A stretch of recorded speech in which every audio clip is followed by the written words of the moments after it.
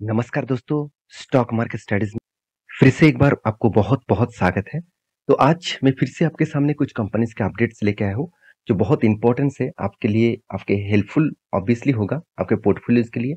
और as a आप traders हैं तो भी आपके लिए बहुत ज़्यादा इन्फॉर्मेशन मिलेगा, क्योंकि as a technically chart pattern भी आपको मैं दिखाऊंगा। तो वीडियो को लास्ट तक देखिएगा और अभी तक अपने चैनल को सब्सक्राइब नहीं किया तो जरूर कर लीजिएगा। तो चलो सबसे पहले देख लेते हैं आज के कंपनीज के डिटेल्स के बारे में। तो सबसे पहले मैं बात करूंगा अदानी ग्रुप के बारे में। देखिए, अदानी एंटरप्राइजेस पिछले दिनों में 20% तक तेजी देखने को मिला। तो एक्चुअली 5 दिनों में देखा है तो 21% का जंप देखने को मिला। देखिए, बहुत दिनों के बाद अदानी ग्रुप के ऊपर इतना शानदार मैसिव मूवमेंट देखने को मिला, क्योंकि जिस तरीके से हिंडनबर्ग की रिपोर्ट के बाद लगातार लगातार गिरावट का माहौल देखने को मिला था, उसके पीछे बहुत सारे लोग यही कह रहे थे कि अदानी तो पूरा डूब जाएगा।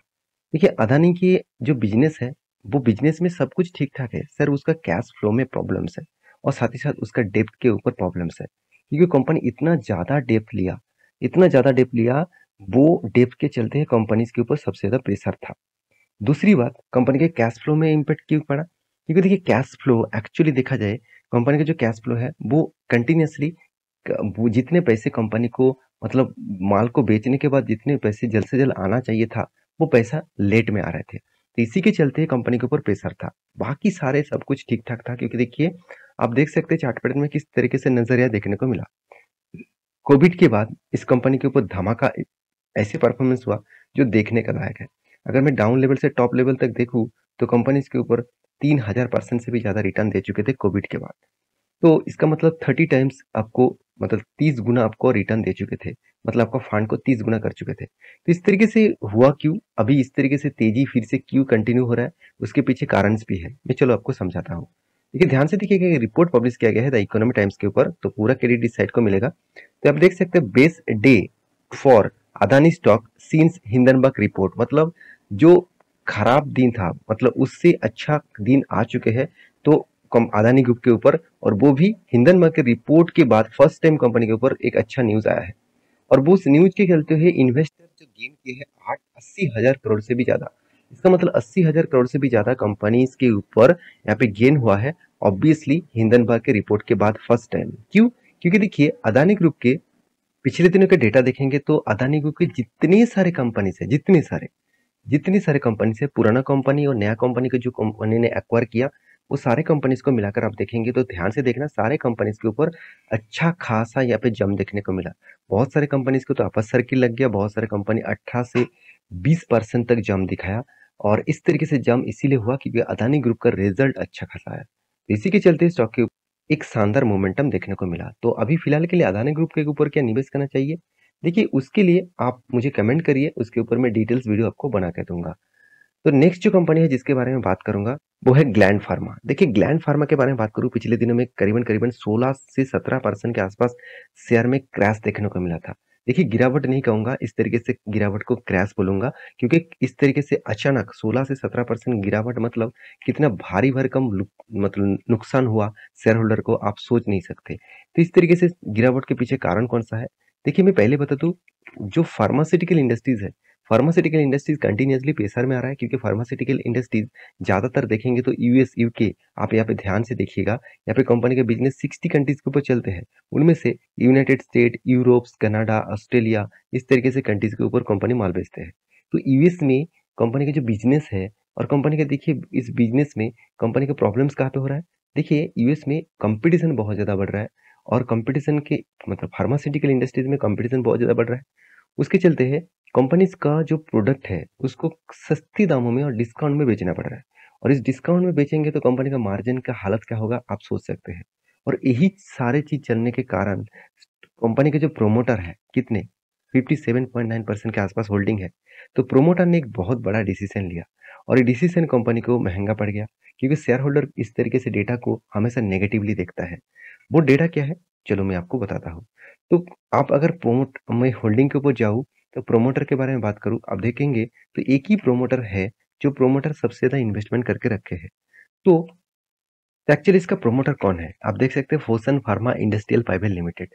तो आपको लग रहा है कि कोई इंडियन कंपनी होगा, बिल्कुल भी नहीं, एक चाइनीज कंपनी है। चलो मैं आपको प्रूफ भी दिखा देता हूँ। आप ध्यान से देखेंगे, इसका वेबसाइट विजिट करेंगे तो आपको कुछ भी नहीं दिखाई देंगे। मगर इस कंपनी के अगर मैं आपको डिटेल्स इस पिक्चर में दिखा दूँ तो आपको दिखेगा यहाँ पे चाइनीज़ कंपनी है। इस कंपनी के अबाउट सेक्शन में जाएँगे तो आपको यहाँ पे सारे डिटेल्स मिल जाएगा। कंपनी का जो डिटेल्स है आप देखेंगे तो कंटक अस में आप देखेंगे तो यहाँ पे कंपनी का कंटक अस दिया गया है। आप ध्यान से देखेंगे तो कंपनी का एड्रेस दिया गया है सिंघाई। सिंघाई मतलब आप सभी जानते हैं चाइना। तो चाइना के जो मतलब सिंघाई सबसे बड़ा इसका एक सिटी है, मतलब मेट्रो सिटी है, आप सभी जानते हैं।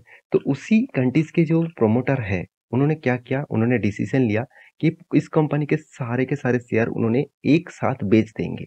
इसका मतलब प्रोमोटर चाहते हैं पूरा के पूरा शेयर वो बेच देंगे। तो यही बात इन्वेस्टर को ठीक नहीं लगा। देखिए प्रोमोटर अगर माल बेचना चाह रहा है तो उस कंपनी के ऊपर कुछ ना कुछ गड़बड़ी आने वाला है, कुछ ना कुछ प्रॉब्लम्स वो फेस कर रहा है जिसलिए कंपनी को बेच रहा है। तो यही चीज मतलब मार्केट को ठीक नहीं लगा, इसलिए भारी भरकम गिरावट देखने को मिला। अगर ध्यान से देखेंगे इस कंपनी के ऊपर कितना बड़ा क्रैश देखने को मिला है। अगर अब मैं चार्ट पैटर्न आपको वन डे कैंडल के हिसाब से दिखा दूं, देखिए 2 दिन में पहले दिन में भी गिरावट दिखाया और वो भी गैप डाउन में, पिछले दिन में भी गिरावट दिखाया गैप डाउन में। तो इसी के चलते कंपनी के जो प्रोमोटर के ऊपर कंटिन्यूसली मतलब सेल करने का जो मतलब जो न्यूज आया उसके चलते कंपनी को और भारी गिरावट देखने को मिला। और जो वॉल्यूम है वो भी आप देख सकते हैं कितना भारी भरकम सेल यहाँ पे किया गया, लाखों करोड़ों का क्वांटिटी यहाँ पे बेचा गया।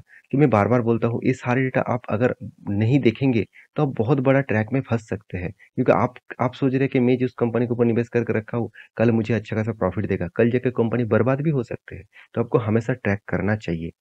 तो ये था सेकंड कंपनी। थर्ड कंपनी जो जो कंपनीज है उसके बारे में बात करूंगा, उसका नाम है हैप्पीज माइंड। देखिए हैप्पीज माइंड के बारे में बात करूँ तो कंपनी के ऊपर एक नेगेटिव इम्पैक्ट लेके आया। तो ऑब्वियसली नेगेटिव पॉइंट क्या है, चलो मैं आपको दिखाता हूँ। देखिए कंपनी का जो बोरिंग्स है उसके बारे में बात करूँ तो कर्जे के बारे में बात करूँ तो कंपनी देखिए पिछले सालों में 40 करोड़ के आसपास कर्जा लिया था। इस बार 180 करोड़ का कर्जा लिया और कंपनी का जो बोरिंग का जो पेमेंट है, मतलब जो कर्जे का जो रीपेमेंट है वो 26 करोड़ तक कंपनी इस बार पेमेंट किया। तो कंपनी का जो प्रोमोटर है, कंपनी का जो मैनेजमेंट है, वो मतलब उन्होंने एक रिपोर्ट पब्लिश किया। जिस रिपोर्ट के माध्यम से बताया गया कि कंपनी जो कर्जा है उसको और भी बढ़ाने वाले हैं। चलो मैं आपको समझाता हूँ। ध्यान से देखिएगा इस रिपोर्ट को, यहाँ पे क्या बताया जा रहा है कि देखिए, तो ध्यान से देखिएगा utilization rate was 74.6% in financial year 2023। Quarter 4 में कंपनी का जो रेट था वो कितना था, 74.6% के आसपास। अगर कंपनी पे बता रहा है कंपनी नेक्स्ट फाइनेंशियल ईयर मतलब पिछले फाइनेंशियल ईयर में कंपनी क्वार्टर 3 में 80.1% के आसपास देखने को मिला था। इसका मतलब जो फाइनेंशियली जो मतलब इसका जो कर्जे के बारे में बात करूँ तो कंपनी का ग्रोथ यहाँ पे कहाँ पे होने वाला है, ध्यान से देखिएगा। कंपनी बता रहा है मतलब यहाँ पे फाइनेंशियली ग्रोथ तो कम हुआ, मतलब यहाँ पे यूटिलाइजेशन तो कम हुआ, मगर कंपनी क्या बता रहा है वो देख लीजिए। कंपनी बता रहा है कि इसका जो मतलब रीपेमेंट है, कंपनी 111 करोड़ का यहाँ पे इक्विटी पेमेंट कंपनी कर चुके हैं, मगर कंपनी का जो डेप इंक्रीज हुआ है 145 करोड़ के आसपास। तो फाइनेंशियल ईयर में कंपनी 145% के आसपास डेप को इंक्रीज किया, जो अराउंड होते हैं 468 करोड़ के आसपास। कंपनी बता रहा है कि कंपनी रेज करने वाले, यहाँ पे ध्यान से देखिएगा, रेज करने वाले फाइनेंशियल ईयर 2024 और वो भी क्वार्टर 1 में कितना, 80 करोड़ के आसपास। तो पहले 468 करोड़ का कर्जा लिया, उससे भी कंपनी 80 करोड़ ज़्यादा कंपनी कर्जा यहाँ पे ऐड करने वाला है। तो मेरे कहने का मतलब है कंपनी को जो यहाँ पे जो डेटा यहाँ पे दिया गया है वो डेटा यही बता रहा है कि कंपनीज के ऊपर अभी भी बहुत ज़्यादा प्रेशर आने वाले हैं। और ये डेटा भी बता रहा है कि कंपनी के ऊपर और भी प्रेशर क्यों आने वाला है, क्योंकि देखिए कंटिन्यूसली आप देखेंगे तो म्यूचुअल फंड कंपनी खुद का स्टेक को कम कर रहा है और कंपनी बाइंग नहीं उल्टा कंटिन्यूसली सेल ऑफ भी कर रहा है, छोटा मोटा करके माल भी म्यूचुअल फंड कंपनी बेच भी रहा है। तो उस हिसाब से कंपनी के ऊपर एक प्रेशर आपको देखने को मिल सकता है। तो लास्ट जो कंपनी जिसके बारे में बात करूंगा उसका नाम है अंबुजा सीमेंट। देखिए आप सभी जानते हैं अंबुजा सीमेंट अभी देखा जाए तो टोटली ज़्यादा से ज़्यादा हिस्सेदारी आपको अदानी ग्रुप के पास देखने को मिलेगा, क्योंकि अदानी इसका अभी प्रोमोटर है आप बोल सकते हैं। तो इस कंपनी के ऊपर रिजल्ट जो है, क्वार्टरली जो रिजल्ट कंपनी ने पब्लिश किया वो अच्छा खासा रिजल्ट तो नहीं हुआ, क्योंकि पिछले सालों के तुलना से कंपनी का रिजल्ट यहाँ पे कम हुआ है। उसके चलते कंपनी के ऊपर प्रेशर ऑब्वियसली देखने को मिला। मगर कंपनी में जो चार्ट पैटर्न यहाँ पे बन रहा है वो चार्ट पैटर्न कुछ अलग दिख रहा है।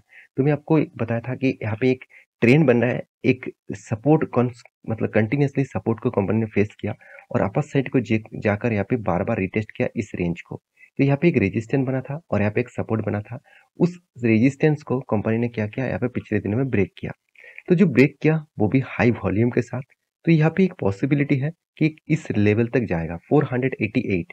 तो आप कहेंगे सर क्या एंटी ले लूँ? बिल्कुल भी नहीं, अभी एंटी मत लेना। यहाँ पे देखिए थोड़ा सा रिट्रेसमेंट दिखेगा क्योंकि यहाँ पे 200 डेज ईएमए को भी रीटेस्ट किया है। तो 200 डेज ईएमए बहुत स्ट्रांग होता है, तो उसके लिए यहाँ पे रिट्रेसमेंट करने दीजिए। अगर वहां से फिर से अगर रिवर्सल करके कोई भी ब्रेकआउट देखने को मिले तो वहां पे आपको एंटी लेवल होगा और उसके नीचे आप स्टॉप लॉस लगाकर 488 तक आप टारगेट रखकर चल सकते हैं। तो टेलीग्राम में जाकर ज्वाइन करिए, ये सारे अपडेट्स मैं पहले से ही टेलीग्राम में दे देता हूँ। टेक्निकली चार्ट पैटर्न कहाँ पे एंटी लेवल बनेगा, सब कुछ मैं स्विंग ट्रेडिंग के लिए टेलीग्राम में देता हूँ। तो जाकर टेलीग्राम में चेकआउट करिए और वीडियो अच्छा लगे, इन्फॉर्मेशन ठीक ठाक लगे तो प्लीज़ चैनल को सब्सक्राइब भी करना इस तरीके से इन्फॉर्मेशन पाने के लिए। मिलेंगे नेक्स्ट वीडियो में, तब तक के लिए अच्छे से रहिए, अपने ख्याल रखिए।